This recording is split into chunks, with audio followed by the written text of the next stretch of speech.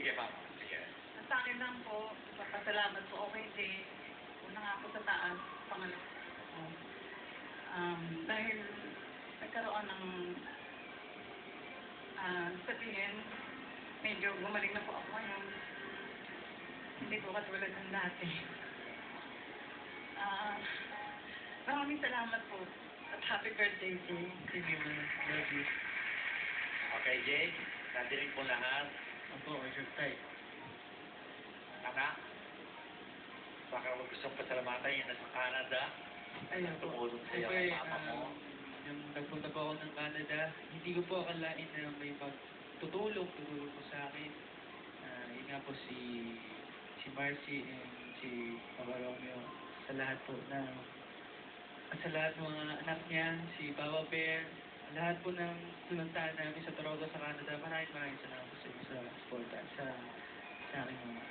At sa mga kamag-anak po ni Kuya Jerms sa Amerika, si Susan, si Dr. Stuart, ayun, maraming salamat po sa inyo. Sa Pinena, yan. Thank you. Mga fans, maraming salamat sa inyo. Thank you.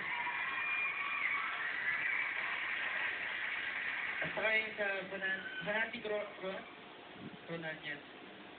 Yan po, maraming salamat. And of course, si Tita Alice Eduardo ng Mebesia. Opo. Yan, salamat. So Jake, sa napakaikling panahon kasi, di ba? Paano mo tinatanggap ang lahat ng napakabilis na pagsulong ng iyong career? Of course, hindi naman naging okay lahat, di ba? You know, there were some bumps along the way.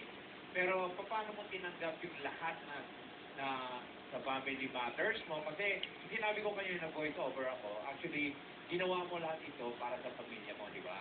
At probably mahal ka ng Diyos, kaya ito ang blessing na binigay niya sa'yo. At ang mami mo naririto, nasabi mo nga sa voice over kayo na baka hindi yan ang mga tao na mas medyo okay na siya ngayon dahil yun ang reason talaga kasi Jake kung bakit kaya po ako nakipagsapalaran ka sa Maynila, di ba? Opo. Pumasok ako sa showbiz para lang matulungan ko yung mama. Kasi po may kailangan na mapagamot. Kailangan po namin na kasi po wala po talaga yung dati. Kaya ngayon parang si Lord, kaya nagpapasalamat po ako sa taas. Pangalawa, kay Kuya Jerome sa GMA, kaya maraming salamat sa inyo. Thank you. Marami pong dumaan sa akin nagpagsubok bago ako nakapasok sa showbiz. Hindi ko nga po akalain na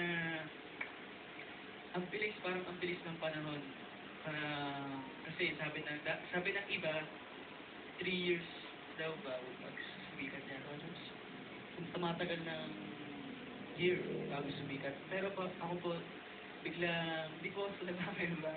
Bigla na lang po ako nakilala sa industry. Kaya salamat. Okay. So marami pang magaganap sa buong pagtatangal ngayon at maaaring sa susunod na Sabado pa, marami pa kayo mapapanood tungkol sa karawan po ni Jake Vargas. Okay?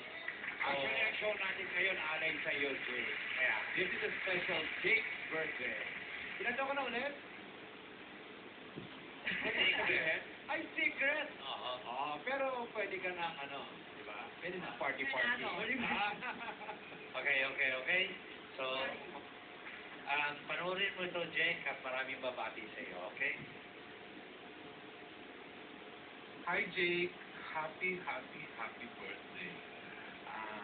Nakita, alam ko marami tayong pinagsamahan, kasi mo dadating pa, airway, tapos first time, wish ko lang na magtuloy-tuloy ang career mo at Jake Vargas at lagi mong titingnan yung dalawang paa mo na nakatapak pa rin sa lupa. Kung ano man ang kailangan mo, nandito na si Tito Otter.